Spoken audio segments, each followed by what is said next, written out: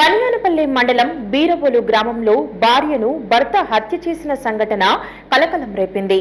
భార్య గొంతుపై కాలితో తొక్కి ఊపిరాడకుండా హత్య చేయటం విషాదం కలిగింది. బనియానపల్లె మండలం బీరవోలు గ్రామంలో లక్ష్మి వివాహితను అనుమానంతో భర్త వెంకటస్వామి అతని సోదరులతో కలిసి హత్య చేసిన సంఘటన కలకలం రేపింది. భార్య లక్ష్మిపై భర్త వెంకటస్వామి గొంతుపై కాలితో తొక్కి ఊపిరి ఆడకుండా హత్య చేశాడు. భార్యపై అనుమానం పెంచుకున్న భర్త దారుణానికి పాల్పడ్డాడు. హత్య అనంతరం వెంకటస్వామి అత్త సుబ్బలక్ష్మికి ఫోన్ చేసి మీ కూతురు కనిపించటం లేదని సమాచారం ఇచ్చాడు. ఈ నెల 2వ తేదీన లక్ష్మి తల్లిదండ్రులు పోలీస్ స్టేషన్లో ఫిర్యాదు చేశారు. Baniyanapalle rural CI Manjunath Reddy case నమోదు చేసుకుని విచారణ చేపట్టగా భార్యను భర్తనే హత్య చేసినట్లు వెలుగులోకి వచ్చింది.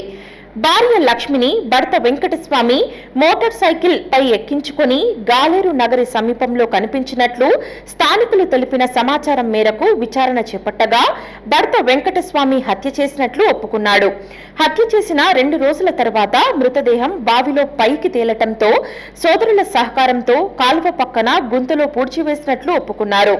మృతదేహాన్ని వెలికితీసి పోస్టుమార్టం చేయించారు. ముద్దాయిలను కోర్టులో హాజరుపరిచినట్లు సిఐ మంజునాథ్ రెడ్డి తెలిపారు. ఈ నెల 2వ తారీఖున నందివర్గం పోలీస్ స్టేషన్ లో ఒక లేడీ రాజోరి సుబ్బలక్ష్మి ఆమె వచ్చి ఫిర్యాదు చేయడం జరిగింది. ఫిర్యాదు ఏమనగా తన కూతుర్ని నందివర్గం పోలీస్ స్టేషన్ పరిధిలోని బీరవోలు గ్రామానికి ఇచ్చినారని, ఆమె కనపడలేదని చెప్పి వాళ్ళ అల్లుడు అయినటువంటి వెంకటస్వామి వచ్చి చెప్పినాడని చెప్పి వాళ్ళు ఎక్కడ ఎతికినా కూడా కనపడలేదు అని చెప్పి ఫిర్యాదు చేయడంతో మొట్టమొదటిగా మిస్సింగ్ కేసుగా నమోదు చేయడమైంది. ఆ తర్వాత విచారణలో భాగంగా విచారించగా మిస్సింగ్ పర్సన్ యొక్క భర్తనే ఆమెను చంపేసి మళ్ళీ శవం కనపడకుండా పూడ్చినారని తెలిసింది.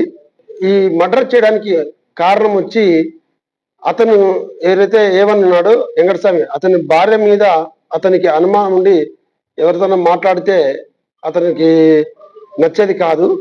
దానికి అతను ఎలాగైనా ఆమెని అంతమొందించాలనే మనసులో బలంగా పెట్టుకొని ఆమెని చంపడం జరిగింది. హలో అండి, నేను మీకు Rakshitha. Please do subscribe Nandyal communications.